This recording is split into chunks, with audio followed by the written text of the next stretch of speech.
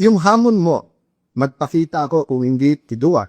Para po rin sinabi ang bawat senator, ikaw, maging independent ka, o hindi, duwag ka.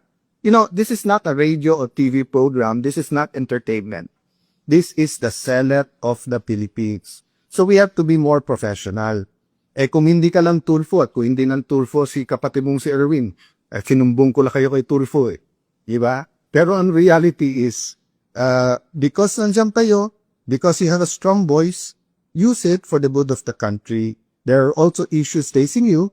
So you ask Joel Villanueva, you ask Jingo Estrada, you ask Chis Escudero to face it squarely.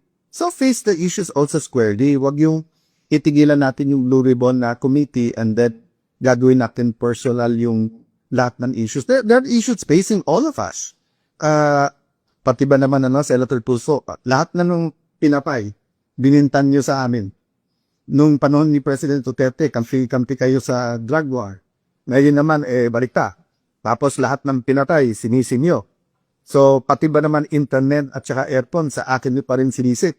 O baka murder pa yung kaso na yan, murder kasi pinatay ang wifi at yung kuryente. Nakita ko na po ang report, yung po palang master yung pong centralized aircon, yung master switch or yung sa kuryente, nasa GSI gas yun at may nag-trip ng wire. Kaya around 6 o'clock, nagkaroon talaga ng problema sa aircon. So, hindi po namin gagawin sa inyo.